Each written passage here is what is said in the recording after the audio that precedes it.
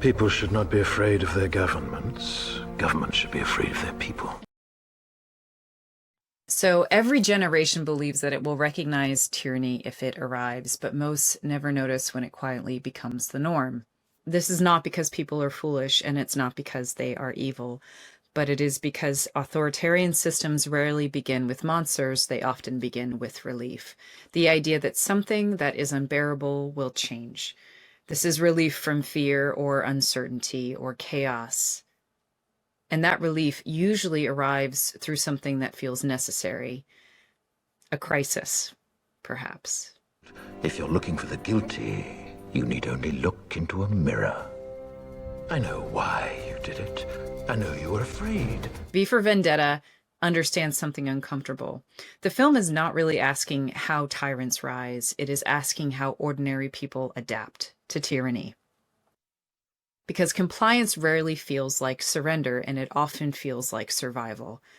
Evey begins the story as someone trying to stay safe. She follows the rules. She makes small compromises. We exercise our own judicial discretion. And you get to swallow it. Oh, God, your finger, man. Oh, she's getting the picture. No, please. I didn't know. I'm sorry. Not because she believes in the system, but because she is afraid of what happens if she doesn't. And the film is honest about this. But compliance rarely feels immoral. It feels practical. It feels like staying alive. And her transformation only begins when fear stops working as the force that governs her decisions. Thank you. But I'd rather die behind the chemical sheds. Then you have no fear anymore. You're completely free. And so freedom, the film suggests, begins internally before it ever becomes political. Gordon shows us another version of adaptation. He knows the regime is wrong, and he collects forbidden art. He preserves the truth privately with his privilege. If the government ever searched my house, you would be the least of my problems. But publicly, he performs safety. He survives by dividing himself into two people, the self that knows and the self that performs. And the film asks an uncomfortable question. When does satire challenge power, and when does it simply make living under power more tolerable? His final broadcast is not just a rebellion. It is his integration, his small part in letting them know that rebellion is possible. The moment he stops separating who he is from how he lives. And then we have Dr. Delia Surridge. She represents something even more unsettling. She is not cruel. She is rational.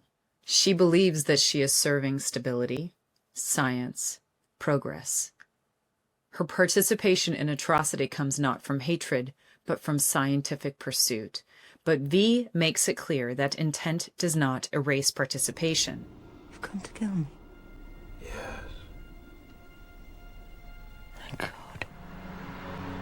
And when V confronts her, the film draws a clear moral line. You are a very clear part of this vendetta, not for what you hoped to do, but for what you did. And then we have V himself. He is not entirely free because he survives himself to attaching completely to the idea of his vendetta. He is liberated from fear, but not in his involvement in what has unfolded. He is bound to purpose because of that involvement. The fear leaves us uneasy here. Is V free, or is he simply obedient to a different story, the story of his vendetta? The trick with compliance is this.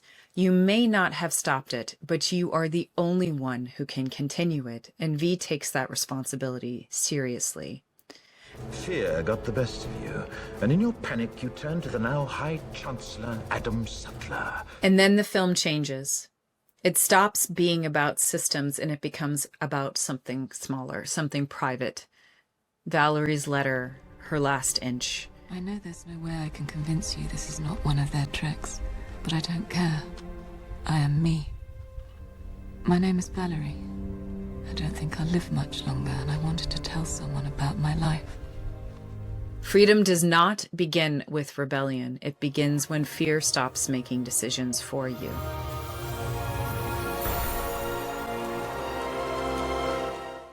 The film calls this the last inch, A space inside you that no government can enter, no system can negotiate, no fear can truly own.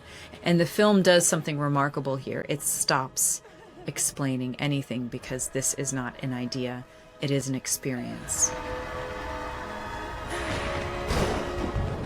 And while Evey represents emotional awakening, Finch represents intellectual awakening. He begins as the perfect institutional man. He is efficient and he is logical and he is loyal. And at first he investigates V as a criminal problem, but slowly the investigation becomes something else.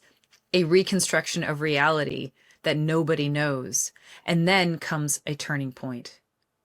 V, when he is disguised as Rookwood, says, "You have all the facts in your head. What you need is a story." Oh, you already have the information. All the names and dates are inside your head. What you want, what you really need, is a story. A story can be true or false. Facts alone do not destabilize systems, but stories do. Nothing new is discovered, only meaning changes. The virus, the fear, the rise of Norse fire in this world, suddenly it becomes one story. And once the story becomes visible, legitimacy begins to collapse. Finch is not a revolutionary, he is something quieter. If our own government was responsible for what happened at St. Mary's and Three Waters. He is the moment the system begins to understand itself. Revolutions rarely begin with violence. They begin with belief that quietly disappears. And when Finch lowers his weapon, the film reveals its thesis. Power survives only as long as enforcement believes in it. The moment belief hesitates, authority dissolves. Not through violence, but through recognition of truth. And this is why the film ends the way it does, not with victories, but with faces of ordinary people who were erased and who are participating in no longer being compliant. Human beings. Because the film is never asking us to become V. It is asking us to remember what cannot be taken. The last inch is not loud. It is not dramatic. It is simply the moment that you stop surrendering yourself. You stop the quiet compliance. Governments fear people not when they fight, but when they stop being afraid and when they start to organize together. And ideas are bulletproof.